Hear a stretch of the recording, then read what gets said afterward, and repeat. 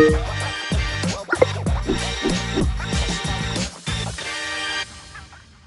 everyone, and welcome back to another episode of CYC Youth Chat. My name is James, and beside me are our lovely youth members joining us today, Faiz, Gabriella, and Sandra. How are we, guys? Yeah, good, thanks, James. Good, man. Good to hear. Yeah. And today we're going to be talking about an interesting topic, finding the right crowd. So let's get started with the first question. What does the world tell us about who to mix with? So any ideas? I think like in the world there's no boundaries about like who your friends are. I think that there's like a heavy emphasis on like, you know, that acceptance of everyone, not like judging anyone for their decisions and their like personal preferences. And like you're the one at fault if you have to like distance yourself.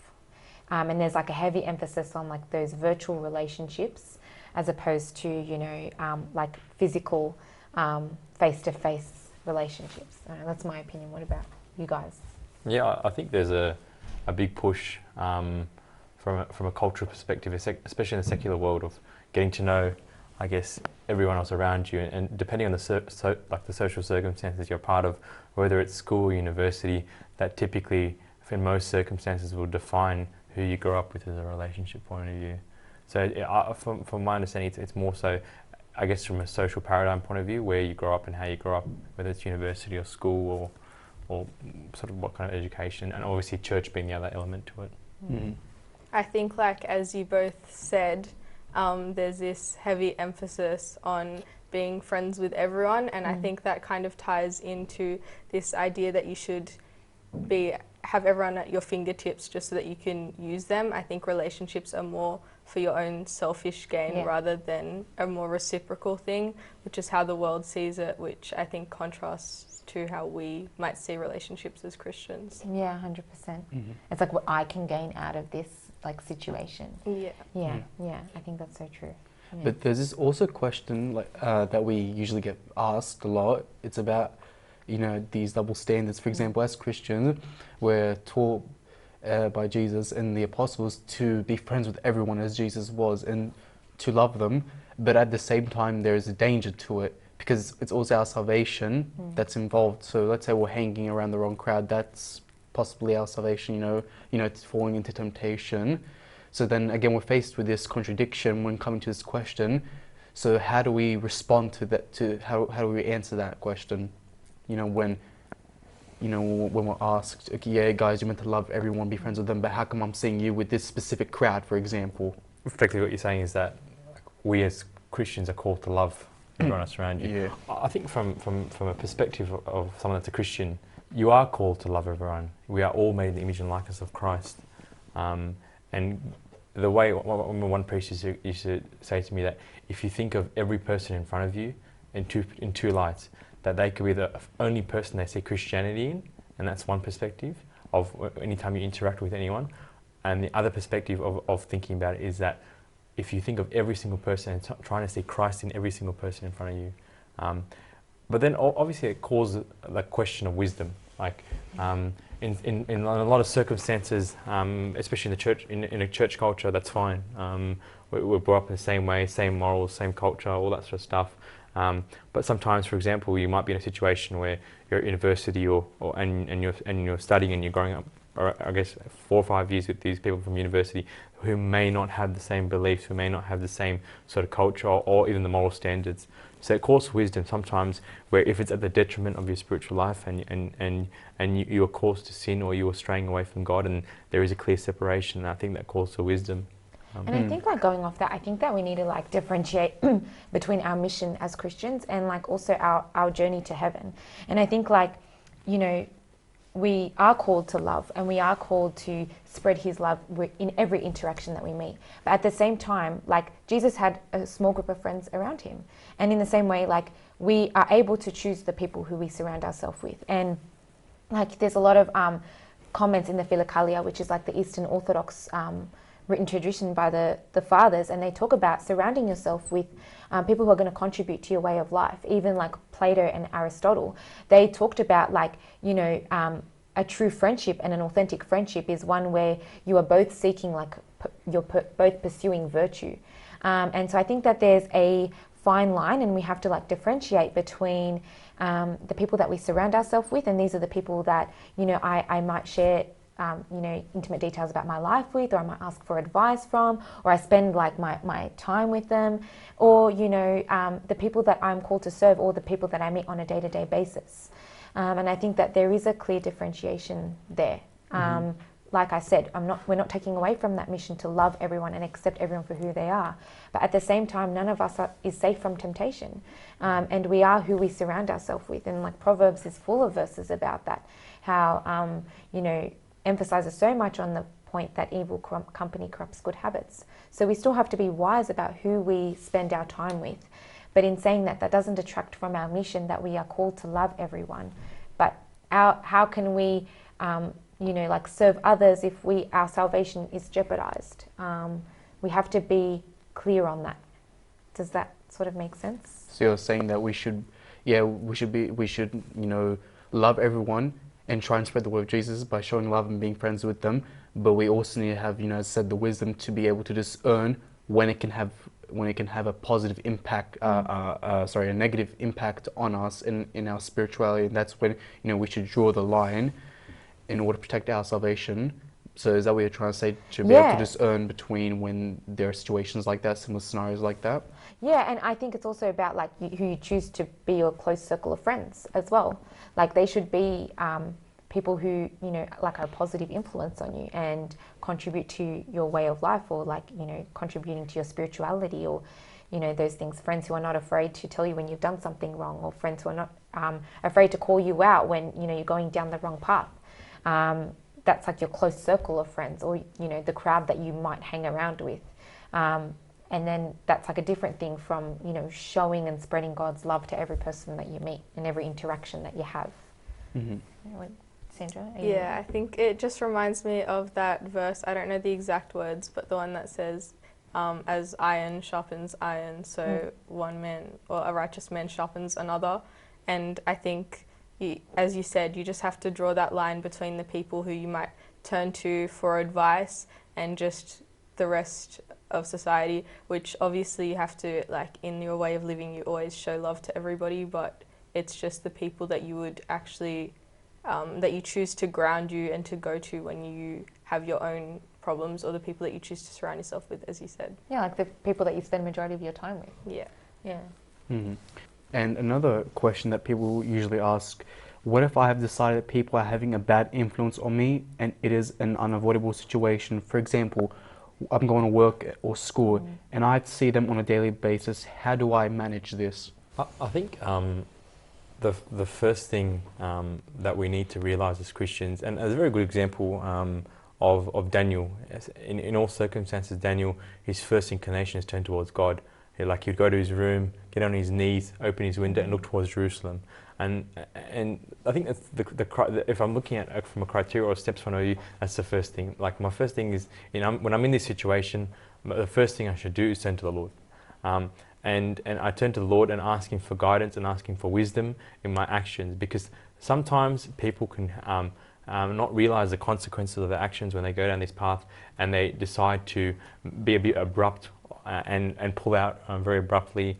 And I guess they're in a social circumstances where their friendship may break down or the other person might get upset at. So I think it calls for wisdom that we actually we turn to the Lord first and actually really think about it. And then the second thing is that it's all in context. So if, for example, that if the situation's at school or university, I'm working on a project with someone, I think the question was that I need to be wise in the decisions that I make. If I'm filled in the Lord, like if I am full with the Lord and Christ in myself, that I will know how to react and I won't fall as bad. But if I'm not filled with the Lord and on a daily basis and my heart is always with the Lord, the likelihood of you actually falling or doing something wrong or judging that person is a lot higher. It's a lot higher. So that's why it calls for us to live a life of prayer, live a life with God and be with Him. And then after we've sort of, I guess, been able to achieve this goal of turning to the Lord first in all circumstances and really thinking about it wisely before we make the right decision, that's when we can react to the situation. If it really is a detriment to my spiritual life, you can potentially be polite about it and maybe change the topic. If, for example, we're in a social circumstance and we're talking about something sinful, you can be polite about it and maybe change the topic, and try to steer the conversation away from that. Maybe once, maybe twice, maybe a third time, they might get it after that. But more often times, that the secular world in general, or even humanity, we view people based off their actions and the words they say. It's not a question of your Bible bashing or preaching. It's more often people convert or people see Christian people. It's because of their actions, and it's because of the humility towards other people. It's because of what they talk about and how kind and sweet they are. So if you can reflect Christianity in that way, like we are made in the image and likeness of Christ, and I remember Bonadan was saying something about that if you search your soul and continue to search day in, day out, the one thing you'll only find is the Lord in the soul. So if we're made in the image and likeness of Christ and we are founded in Him, the person, I promise you, the person on the other side will really see that. He'll really see a man of God who will really see that this person is so polite. And you barely have used words. You haven't used words. You haven't gone and spoken to him about the gospel or anything like that. It's just your demeanour, your personality. And there's heaps of people in church that you see that react in that way. And I think like you have to be practical about it as well. Like be like, okay, well, this is my work situation. This is my school situation. You know, I'm obviously like, I have to go to school every day. I'm not going to be like, well, I can't come to school because, you know, the people are, you know, negative influences or whatever. Like you have to kind of come face to face with that reality. But you kind of you need a lot of self-reflection. And I think you need to be really firm in your beliefs. And like you said, the first couple of times are hard, but you set an expectation for yourself. And I think like, for example, like I went to, you know, like a pretty secular school, and, you know, at first they were like, oh, you're very naive, or you're very like innocent, or, you know, they were like, it was like a negative thing. But then it became something that was positive about me, that I was really like strong about what I believed, and I wouldn't compromise that for anything, even if it was something small. And I'm not saying that to like, you know, toot my own horn, but I'm just trying to give an example that like people eventually they do understand, and yeah, maybe they'll stop inviting you to those parties and they know that you're just not going to turn up. But you know, that it's like, I think that's more admirable because you stick to what you believe. You're not like tossed like the wind. You're firm in like, this is who I am, and I know that, and I know that I am loved by Christ, and that all I want to do is live a pure life and a holy life, and I want to love everyone around me. But these circumstances, they're not what I want to surround myself with. And I think that once you set that expectation, you have that constant self-reflection. And you have to make those decisions from the get-go as well. Like, this is not something I'm going to participate in, even if it's something simple, even if it is a party but there's no boys there or there's no drinking there or whatever. Like, I'm going to set that expectation.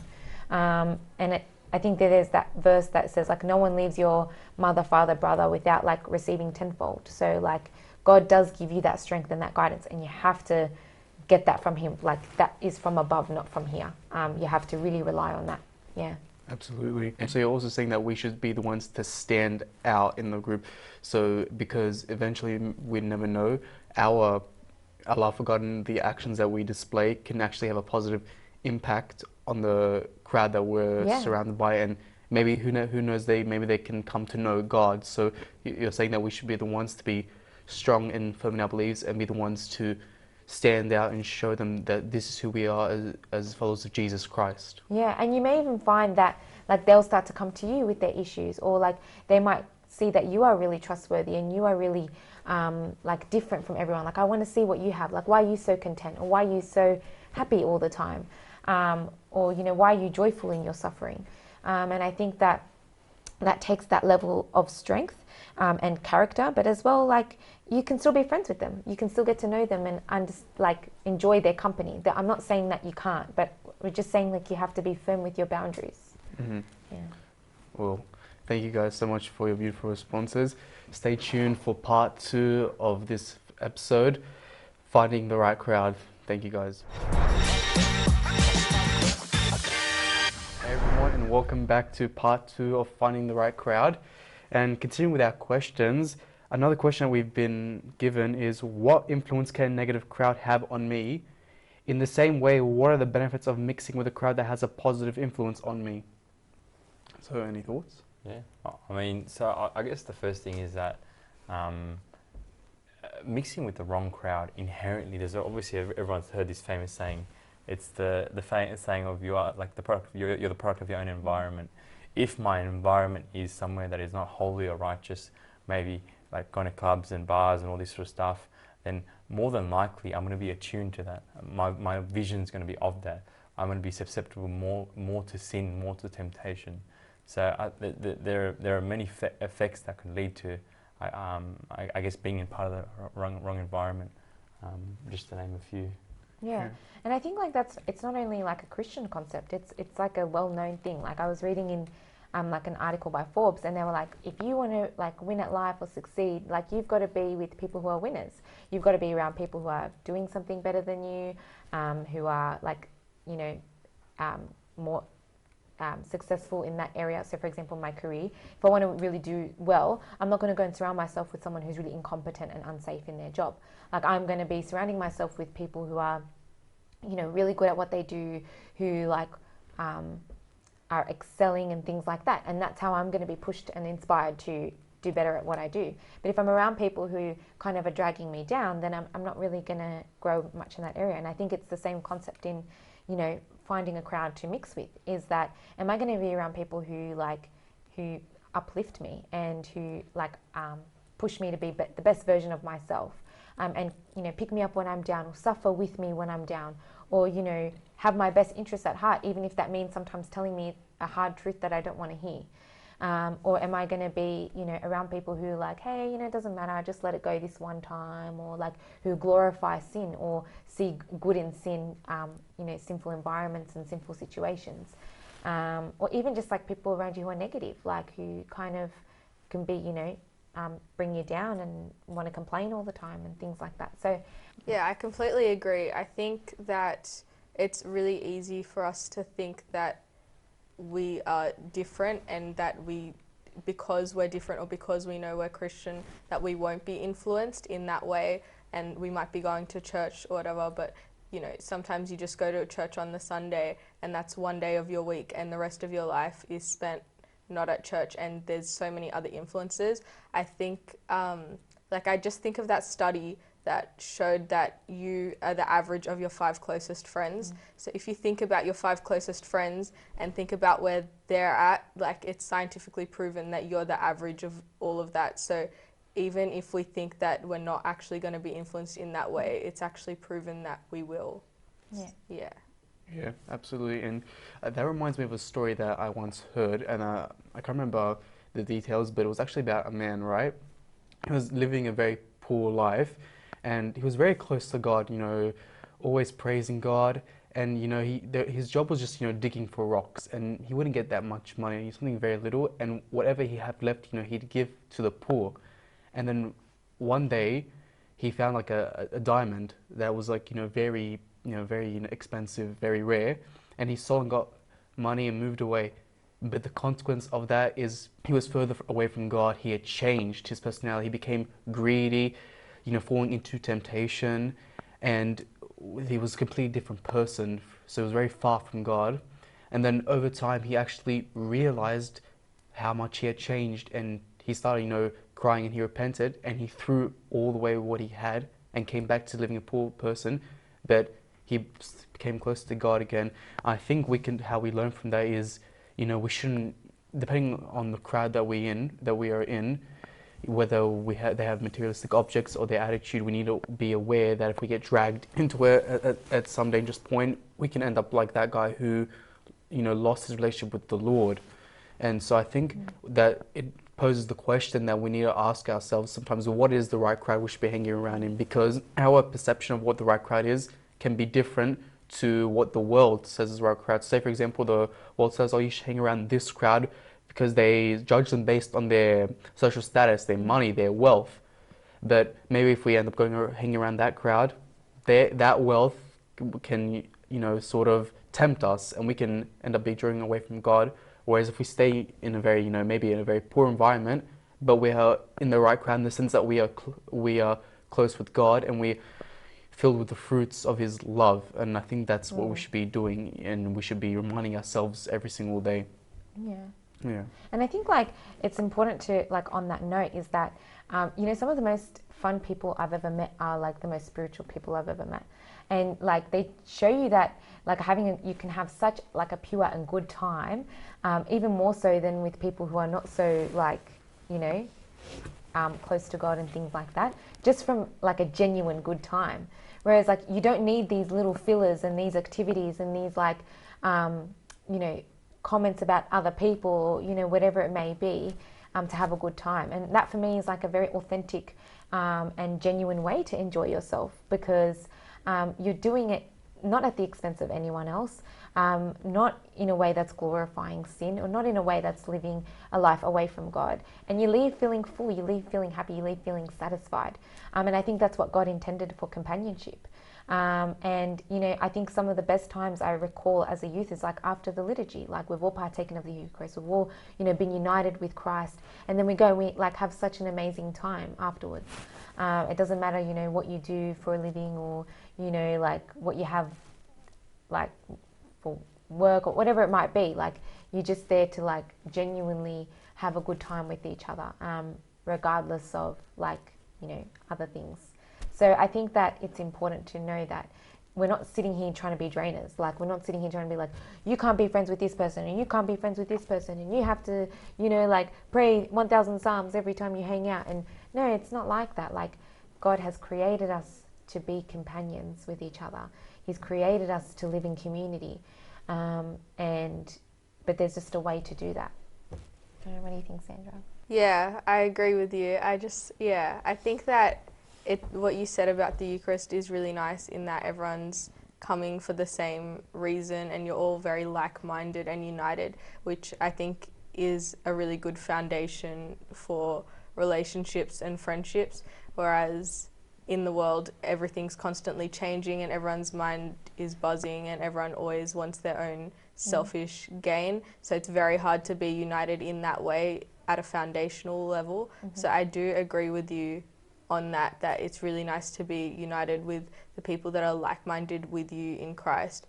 I think from my own experiences, even like like you, I went to a school that wasn't that was quite a secular school, and leaving school, I had many friends at school that weren't Christian and lots of friends that were Christian, and the ones that I think have stuck are the ones that were Christian, or the ones that have very similar values, because we have the same way of thinking and we're very like-minded, whereas a lot of people's focuses shift as life changes, and it's very hard to maintain those kinds of relationships.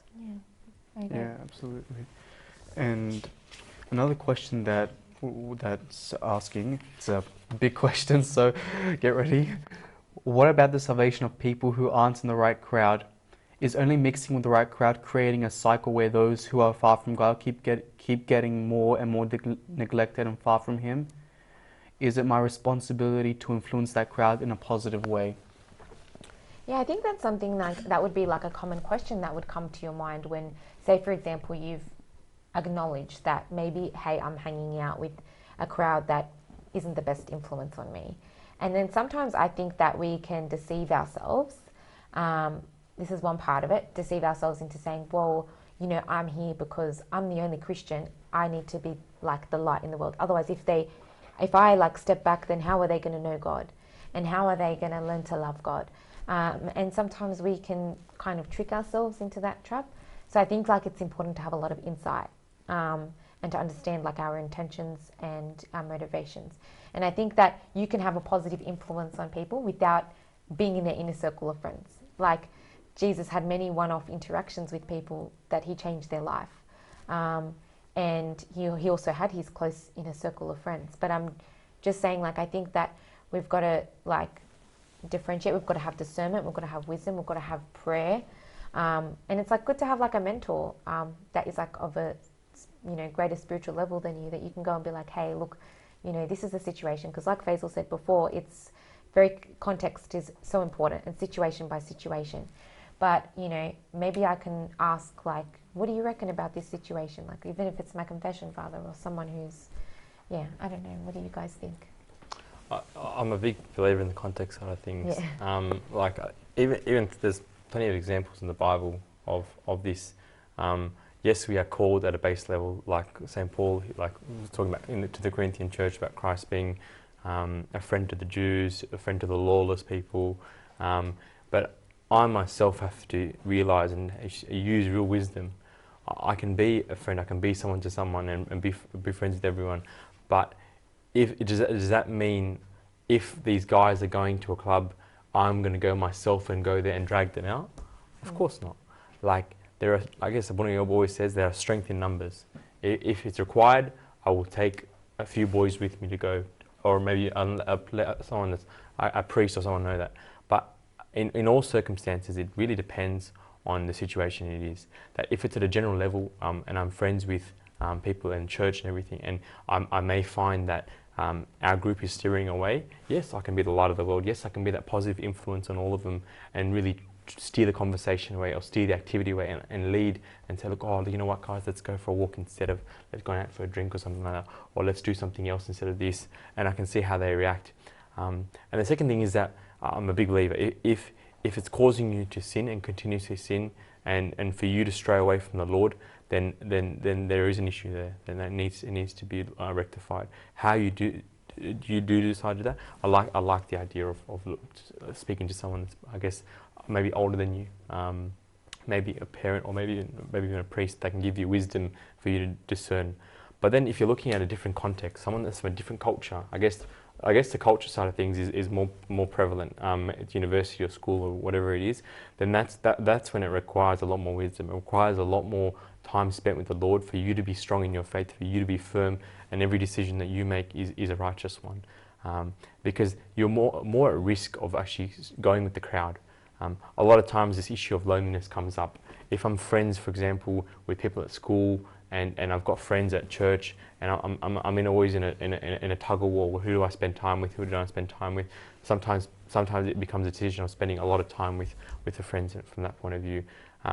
But in that context, I think if we are founded in Christianity, if we are founded in God and we spend time with the Lord, it's okay to be with these people. But do not let it be at the detriment of your salvation or someone else's salvation from that point of view.